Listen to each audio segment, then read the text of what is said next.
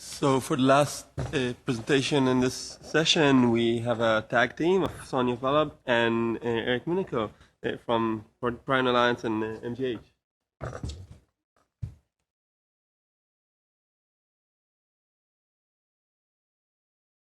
About right?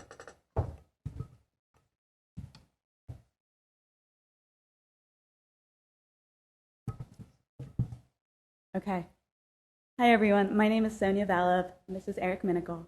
And today we're going to talk to you about our personal quest to cure prion disease and a crowdfunding campaign that we undertook to that end last year. I should say up front, please feel free to take photos and tweet, etc. We'll be flattered.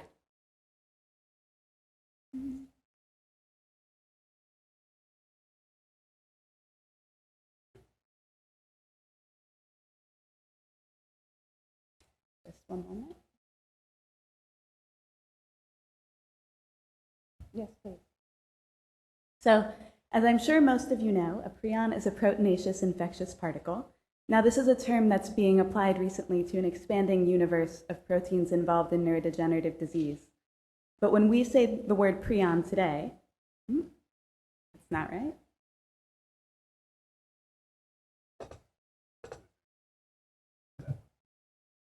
Great. Thank you. So when we say the word prion today, we're referring to the canonical prion protein, a small protein of unknown native function encoded by this gene, PRNP, located on chromosome 20.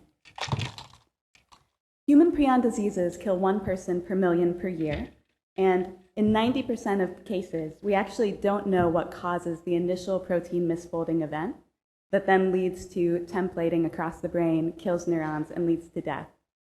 In about, a very small percentage of cases, prions can be acquired from the environment, as in the case of mad cow disease. And in about 10% of cases, prion diseases are caused by mutations, any one of a number of mutations in the PRNP gene. So today we'll be focusing on these genetic prion diseases. So how did Eric and I get interested in this topic? We met in 2006. We were married in 2009. This is a photo of my mom and I on our wedding day. At the time of this photo, she was in good health. About 6 months after this photo was taken, she started to experience a range of mysterious, seemingly unrelated minor symptoms, dizziness, weight loss. And from there on out, something happened that I didn't know was possible, which was that in the course of the next 6 months, from about February to late summer 2010, she went from being fully functional to being on life support. It was a rapid neurodegenerative decline, and she passed away at the end of that year. We didn't know all along what was happening. We were watching her die before our eyes. We took her to some of the most advanced hospitals in the country, but she didn't have a diagnosis. At the time that she passed away, she was 52. So all genetic prion diseases, we learned only on autopsy that this had been a genetic prion disease. She died of fatal familial insomnia. And all genetic prion diseases are autosomal dominant, meaning that I was at 50-50 risk of having inherited the disease allele. Eric and I decided right away to get me tested. And this is the document we received at the end of 2011 telling us that I had inherited the mutation. As you can imagine, right away we had a lot of questions. What's the penetrance of this disease? Is this definitely going to happen to me? If so, when? For such a rare disease, you can go to the literature, you can look for clues.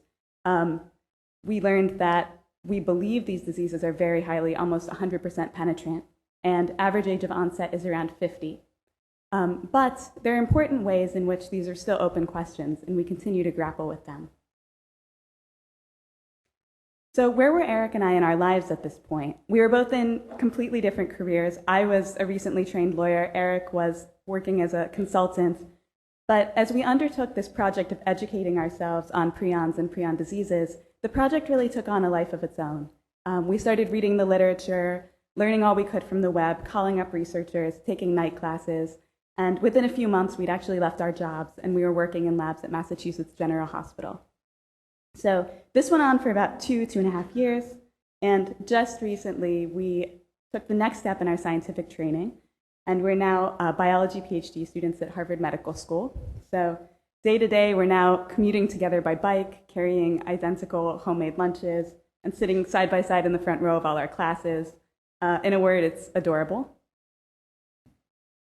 And in parallel with becoming scientists, we've also founded a nonprofit called Prion Alliance with the goal of raising money towards therapeutic research into human prion diseases. It wasn't obvious in the beginning whether we should do both, become scientists and start a nonprofit, but this has been, I think, a valuable platform for us in reaching out to other families affected by prion disease, also just in sharing our plans and conveying our optimism about this quest. So in the very beginning, as we were getting our feet wet, reading about prions on Wikipedia and trying to understand scientific papers with our sort of high school biology background, I started blogging. And this was originally a way just to organize my thoughts, keep everything I was learning in one place. You can see as an example, here's the very first blog post. Many of you have probably worked in genetics for so long that you've forgotten, and I often forget how totally unintelligible our language is to normal people. So we'd gotten this genetic diagnosis, D178N129M was Sonia's mutant allele, and that just seemed like a totally random series of numbers and letters. So this first post was me trying to break it down and understand what that actually means. And as you can see, not totally getting the answer completely correct, but at least getting a little bit on the right track. So as time went on, blogging became something more than that. It has actually become an integral part of our scientific trajectory and how we've interacted with crowds and with other scientists and with the world. So I wanted to take a few minutes today to share a few vignettes of how this has impacted our scientific life over the last few years. So one of the goals I set for myself was that I was going to read everything that had ever been tried as a prion therapeutic and why it had failed. And so this was a blog post I wrote about a year in on penizen polysulfate, which was a drug that went to clinical trials for prion disease in the UK and Japan. And after I posted it, I got a message through the Contact Us form from Simon Mead, who's the lead geneticist and clinician at the MRC Prion unit in London. And the next day we were on a Skype call, and this was the beginning of a collaboration and friendship that continues to this day. A few months after that, I saw this paper in the literature, which was fairly disturbing, claiming that genetic prion diseases exhibit anticipation, where age of onset is getting younger and younger in each generation of a family with about a 12-year difference between parent and offspring. So that would have been very bad news for us personally, if true. And it also would have maybe suggested some disturbing things about mechanism and prion transmission. But by the time this came out, I was working in a Huntington's disease lab at Mass General Hospital. So I knew a bit of the anticipation literature, and I knew that claims of anticipation based just on statistical evidence without being able to point to a mechanism are usually false. And I thought I saw some specific sources of bias that might have contributed. So I called up Simon, we had a conversation about it, I showed him some simulations I'd done, and we worked to reach out to other researchers who had data on this mutation, E200K. I'm proud to say that a year later, we've been able to refute that claim of anticipation. So if you look in the current issue of ASHG that's out, you'll see this paper there. A second vignette is that in mid-2012, I applied for a job in the laboratory of Daniel MacArthur, who's sitting right here. I was vastly underqualified for this job. He was looking for a senior bioinformatician. My main qualification was that I was currently taking a night class in introductory bioinformatics. But amazingly, this guy actually emailed me back. Now, he didn't hire me at that point, which was the right decision. But he said that he had seen my blog and was interested to follow and see what was going on with me over time. So we stayed in touch, and a year and a half later, I did join the lab. And it's proven to be an amazing place to go back and try to answer some of the questions that Sonia and I had from the very beginning. So ever since Sonia got the genetic diagnosis, we were wondering things like penetrance, age of onset. And there's an inherent circularity in ascertaining people who are sick and then looking at genotype and trying to make arguments about penetrance. So, but now, thanks to a very large reference genetic data set, which Daniel's going to talk about tomorrow, we actually have a large enough sample size that even for really rare diseases like prion disease, we can start to ask questions about penetrance. So if you're free this afternoon, come to poster 1255S and I can tell you more about it. And then a third vignette about how blogging has been a part of our scientific trajectory is that in April of last year, this experimental drug candidate was published called UNLA-138B with some very impressive in vivo data. It had doubled survival time in a prion-infected mouse model. And so I wrote a series of 2 posts, both praising this as a really exciting development, but also expressing some amount of scientific skepticism, showing, for example, that if you normalize to compare between different mouse models, that this was arguably less effective than penizen polysulfate, which had already failed in clinical trials. So this series of 2 posts triggered an email from this guy, the inventor of the compound. So the next day, Eric and I were on Skype with this man, Armin Giza. He was very receptive both to our interest in the compound and also our skepticism. And at the end of that conversation, he said, Eric and Sonia, if you guys are ever interested in doing further work with this compound, please let me know. I'd be happy to provide it to you for free. So this was good timing, because we had just been in touch with Jim Mastriani at University of Chicago about his genetic model of prion disease, in which he was already doing some therapeutic trials. And we'd been working with George Carlson at the McLaughlin Research Institute in Montana to import 2 other mouse models of genetic prion disease, one of which has my mutation. So here we had these mouse models on the one hand, and this potentially promising compound on the other hand, and a new ambition to put them together into a trial. All we needed was some funding. So thus came about our decision to run a crowdfunding campaign last fall. So we used this site, then known as MicroRhiza and now known as Experiment, and we set the initial modest goal of raising $8,000 in order to put that compound into the first of the 3 mouse models. As you can see, we were lucky enough to exceed that goal, ultimately set 2 stretch goals, and raise $17,000 in order to put the compound into all 3 of those mouse models. So we thought you might be interested to see inside the mechanics of a crowdfunding campaign. Our campaign ran for 45 days, and here you can see sort of a snapshot of what that timeline looked like from the inside.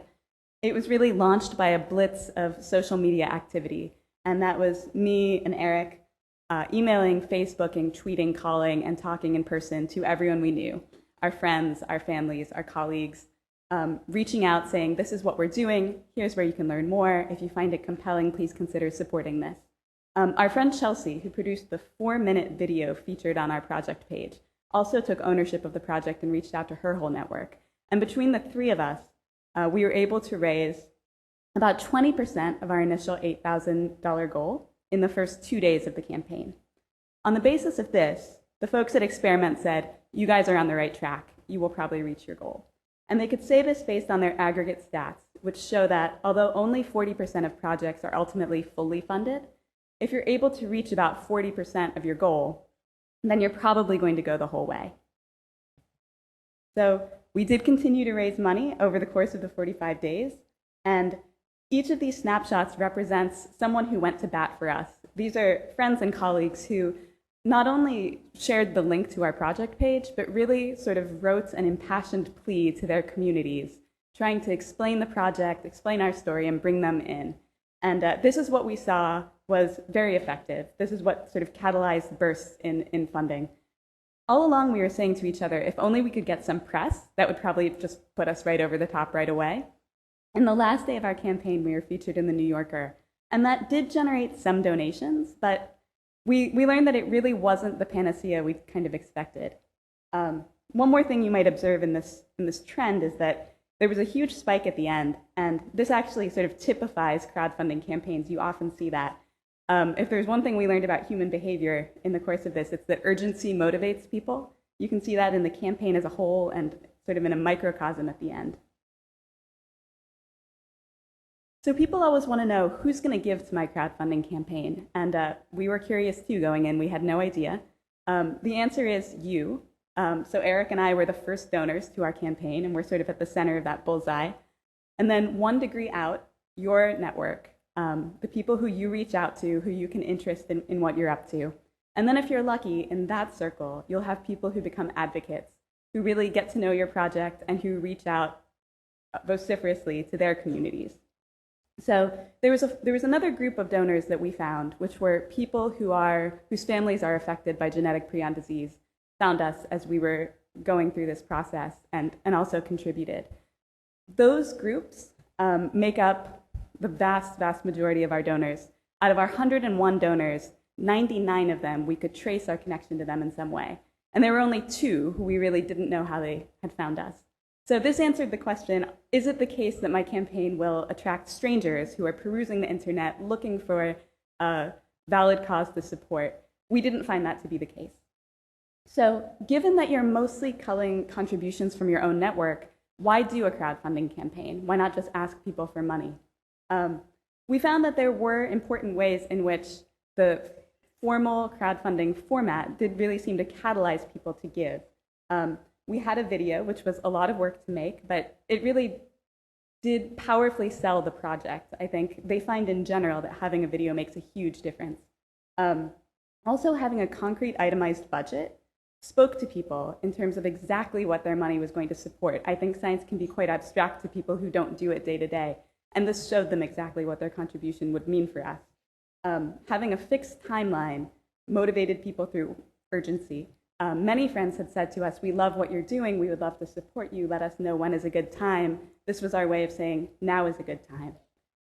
In addition, Experiment has an all or nothing model where unless you reach 100% of your goal, you don't get the money. And this also helped to add a sense of urgency that people really responded to. Something worth mentioning, and I don't want to call it the flip side, it's just like another aspect of the beast, is that this was a lot of work. Throughout the 45 days of our campaign, there were man hours going into sort of running it, spreading the word, and reaching out every day. Eric's and my hours, and also those of our friends and colleagues who helped out. So in order to reach our 101 donors, we reached out to thousands of people. And at the end of the day, we raised $17,000, which is simultaneously a lot of money and not a lot of money in the scheme of science expenses.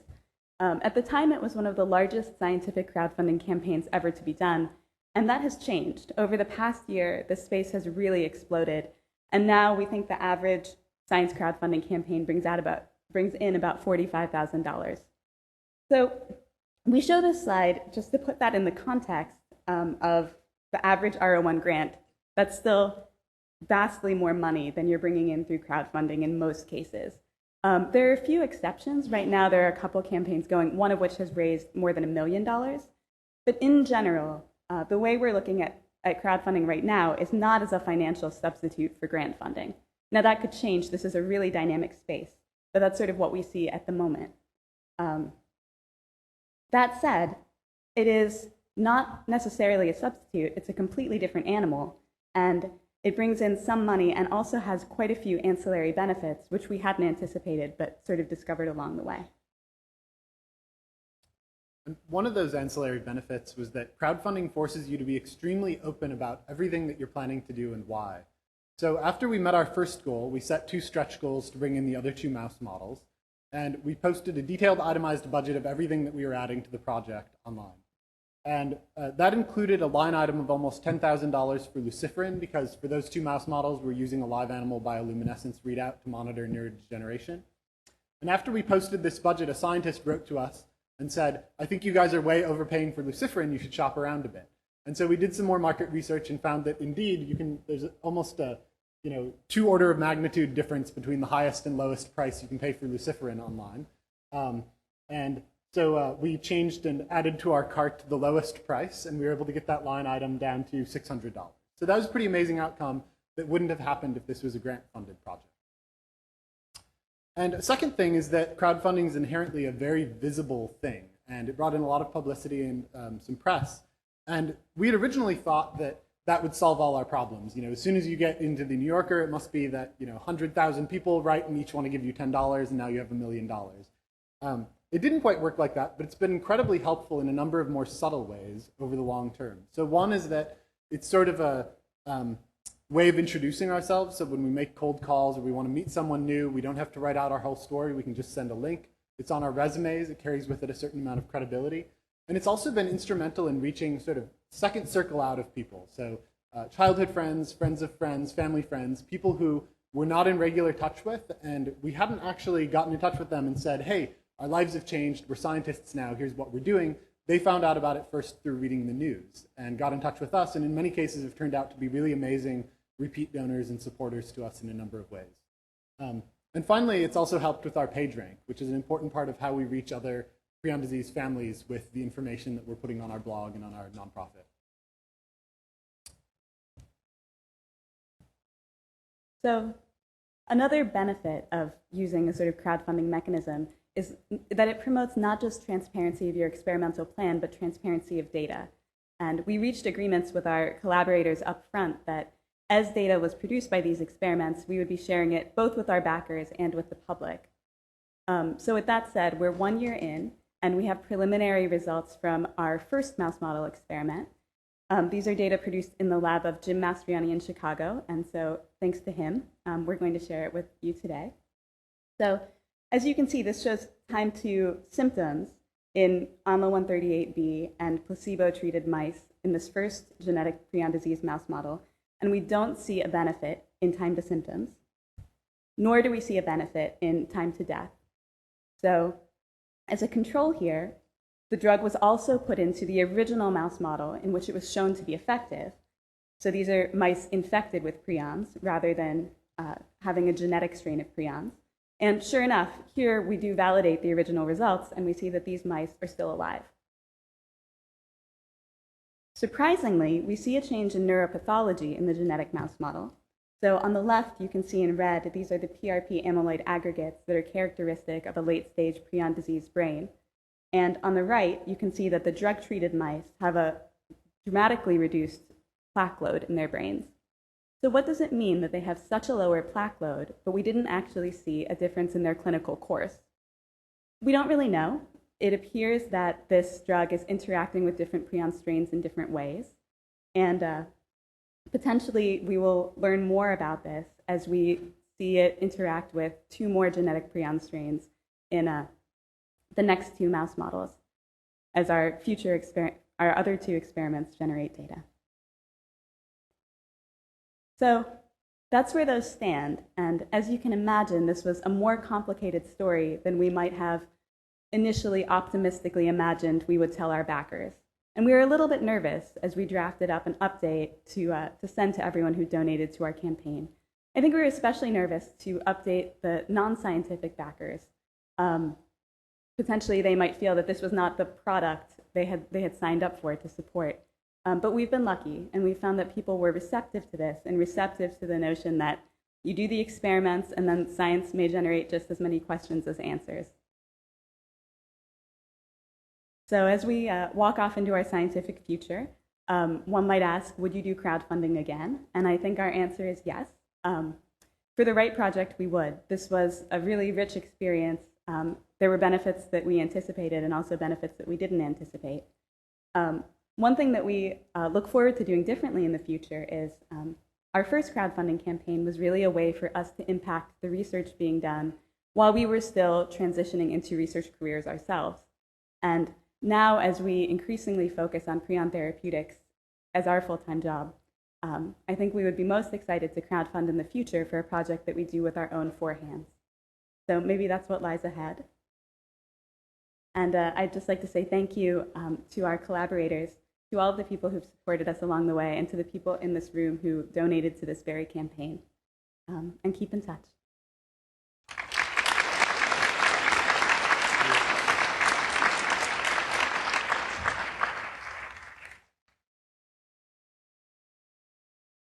So thank you. Let me perhaps start off the questions. You told us about the benefits of the campaign comparing to other funding options. Can you perhaps say a few words about the input end? So what kind of effort did it require from you guys compared to other more traditional channels for funding? Sure. Well, we mentioned a bit that during the campaign, there were really hours a day going into keeping the interest up. And needing to advertise your project day after day was, we found, essential. And if that effort sort of slackened, we would see the donations stagnate.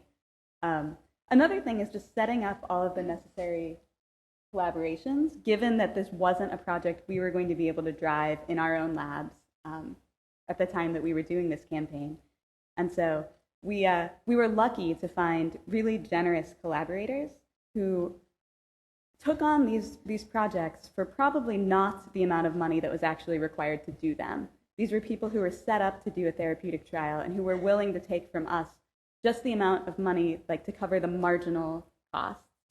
So that's one way, I think, in which what we gave them really wasn't a substitute for grant funding, but they were nevertheless willing to come on board.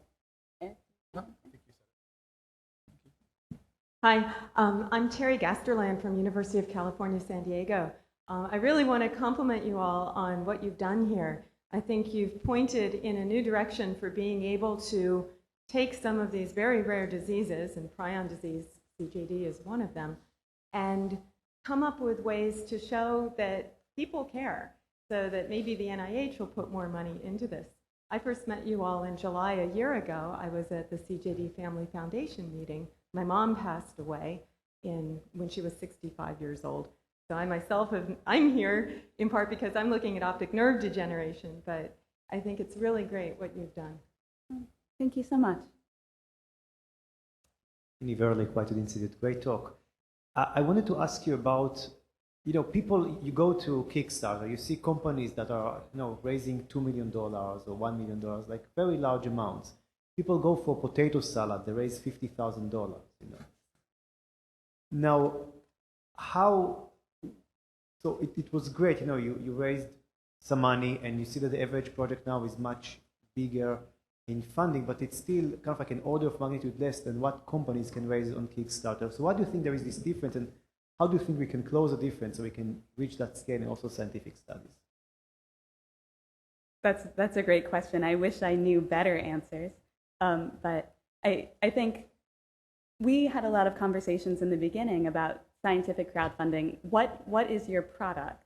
I think it's easy to see why people support a 3D pen or whatever if they want one, but in this case, we really didn't have anything to send people. And some of the initial really large scientific crowdfunding campaigns were campaigns where there actually was a product associated with it. You would get a microbiome kit in the mail if you supported the project. And these people had a lot of success early on in raising like hundreds of thousands of dollars.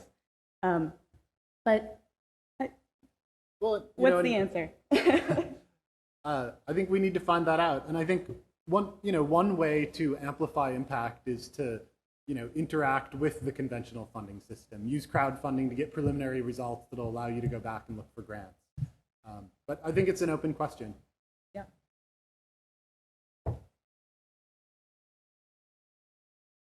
Richard Sever, Cold Spring Harbor. I wanted to ask about the sort of the broader impact, in that a marked difference I find between my friends who are geneticists and my friends who are not geneticists is this I wouldn't want to know scenario. And I'm pretty sure, I think I'm right in saying with Huntington's, most people answer that they wouldn't want to know. So obviously, you having moved from being a non-geneticist to a geneticist, you've moved between those two cohorts. And I wondered whether you thought that your approaches might change that behavior in the non-geneticist cohort. So this is a big thing, and we obviously sort of come out on one far end of the spectrum, having decided immediately that we wanted to know, and we've never looked back. And it's a decision that I'll never regret. And it's a very personal thing, and so I absolutely respect the attitude among geneticists or among potential mutation carriers that they don't want to know. At the same time, I feel that the attitude, I do want to know, I did want to know, I found out, and here were the benefits, gets significantly less airtime. And so I think one thing we hope to do through Prion Alliance and through our careers is just to share that for some people, that's a really empowering choice, and that's exactly what it was for us. Do you have more thoughts on this? No, great. No, so I just wondered if you'd had any feedback from people who'd said, oh, as a consequence of learning about this, now I've changed my mind and I would like to. Oh, that's interesting. We actually get a lot of emails from people wanting to know how they can get tested outside the system, and we don't have a good answer to that. That's but people true. saying, I'm at risk for Huntington's disease, I'm at risk for fatal familial insomnia. I don't want my insurance company to know. I don't want my doctor to know. I just want to somehow find out. And and actually we had that attitude. That's how we were in the beginning. And then we, not only found out through the system, but then, put it on the internet. And if you Google Sonia's name, you don't even need to click on the first link. The little 2-line summary in Google says Sonia has the D178N mutation. And there's been no negative impact from that whatsoever. In fact, it's been incredibly positive. So yeah, I hope partly just by example, we can show that actually a lot of great things can come out of knowing status. That's right. I don't know of a concrete example where we've impacted someone's decision of whether to get tested or not, but I hope if we just continue to tell our story, and we also talk to people one-on-one who are sort of in the decision moment and just share our perspective, and I hope that'll help over time. have two questions. Number one is, during your crowdsourcing experience, have you tried to reach the existing patient network, like for CJD or FFI?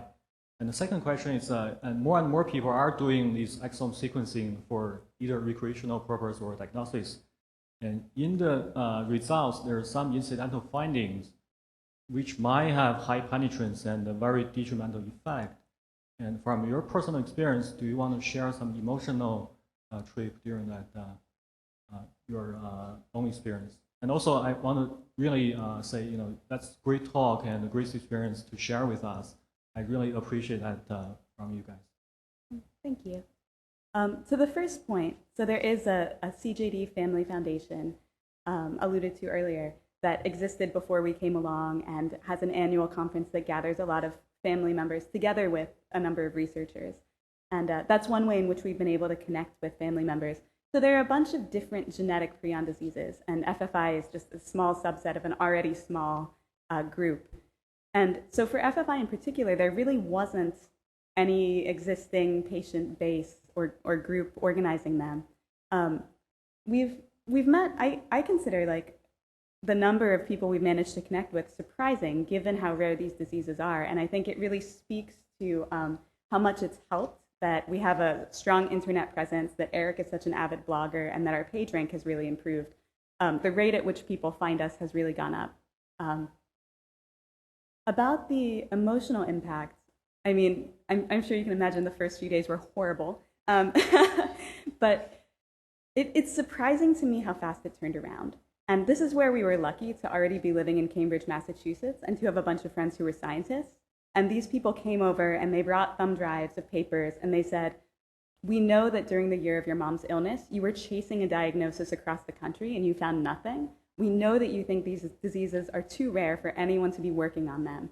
But if you look sort of behind the medical veil and look on the research side, you'd be amazed.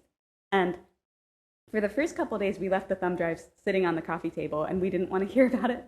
But once we were ready to hear about it, they were right. We were amazed. And the minute we started engaging with the research being done, reaching out to people and reading everything we could. And I mean, we couldn't even get behind the paywalls, right? We were reading abstracts on PubMed, but that turned everything around.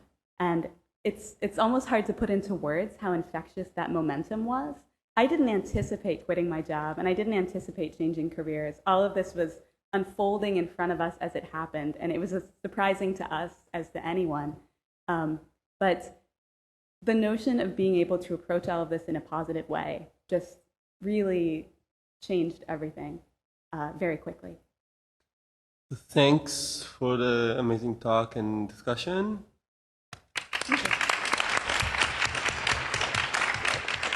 And to thank all the speakers in the session one more time.